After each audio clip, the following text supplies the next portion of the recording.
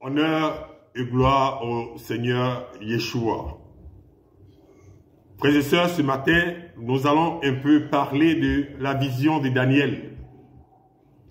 Vous savez, selon les Saintes Écritures, les révélations du prophète Daniel ont été développées dans le livre d'Apocalypse. Et ces révélations sont une vision, en fait, où le Seigneur est en train de vraiment éclairer l'Église de la fin des temps. Vous savez, une chose est certaine, ne vous laissez plus distraire. Tous les signes de la fin des temps, de la dernière génération, qui ont été enseignés, annoncés par le Seigneur Yeshua dans le livre de Matthieu 24 sont sous nos yeux. Frères et sœurs, nous sommes la dernière génération. Et vous verrez que jamais le monde n'a été aussi mouvementé, vraiment agité comme notre époque.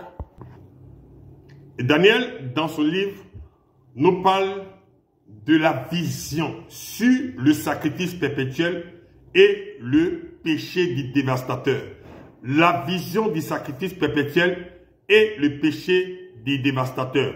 Vous savez, l'ange qui a visité Daniel, quand on prend le livre de Daniel 10, 14, l'ange lui dit, je viens maintenant pour te faire connaître ce qui doit arriver à ton peuple dans la suite des temps, car la vision concerne encore ces temps-là.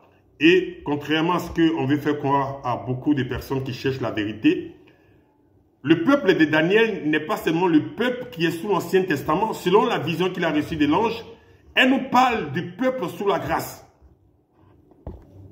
C'est ainsi que Daniel, dans cette vision, dans le livre de Daniel 8 et 13, nous dit, j'ai entendu parler un saint. Et un autre saint dit à celui qui parlait, pendant combien de temps s'accomplira la vision sur le sacrifice perpétuel et sur le péché du dévastateur? Jusqu'à quand le sanctuaire et l'armée seront-ils foulés? Donc, selon la vision de Daniel, les saints, la colonne vivante, la maison de l'Éternel, l'église de Yeshua, doit savoir en réalité de quelle vision il s'agit concernant le sacrifice perpétuel et le péché du dévastateur. Mais vous verrez que ces enseignements sont rares dans les lieux de culte. C'est une preuve qu'en réalité, la vérité est en train d'être foulée. Daniel 9, 27, il fera une solide alliance avec plusieurs pour une semaine et durant la moitié de la semaine, il fera cesser le sacrifice perpétuel et l'offrande.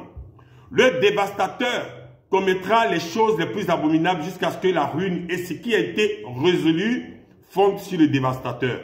Le dévastateur, ici, nous parle de l'Antéchrist.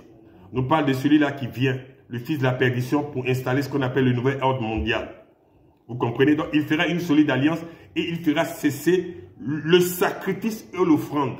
Le sacrifice et l'offrande nous parlent du sacrifice perpétuel qui a été donné, prescrit à l'Éternel, au peuple, pour que celui-ci puisse dominer sur le monde des ténèbres. C'est ainsi que vous verrez qu'Israël, sous l'ancienne alliance, avant la venue du Messie, a dominé à Canaan. On a vu un peuple qui était fort, puissant, qui dominait sur la terre. Pourquoi? À cause du sacrifice perpétuel. Le Messie n'était pas encore là. Mais aujourd'hui, l'Église, nous sommes l'Église du Dieu vivant. Mais comment sont dominés dans les territoires? Comment sont dominés dans les familles? C'est de ça qu'il s'agit.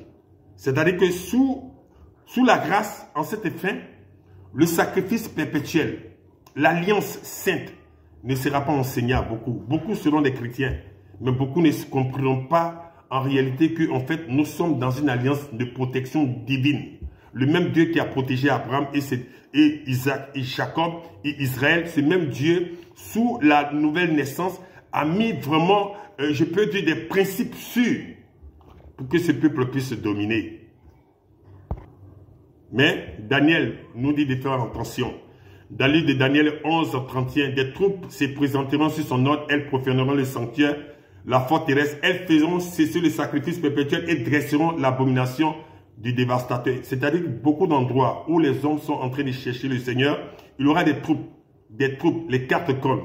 C'est-à-dire des anges déchus, des démons qui auront pour mission d'empêcher que le peuple, l'Église puisse comprendre les principes même de ce qu'on appelle la nouvelle alliance, ce qu'on appelle l'alliance sainte en Yeshua.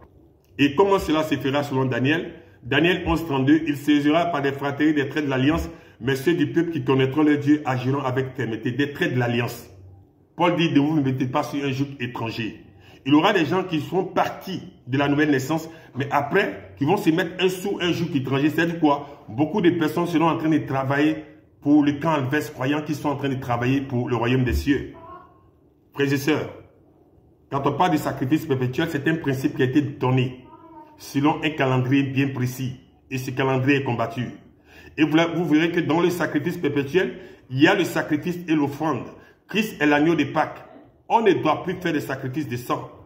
Mais l'offrande nous parle des prémices. Aujourd'hui, les prémices, beaucoup ne savent pas c'est quoi que les prémices. Ce sera l'objet de notre enseignement. Demeurez tous bénis.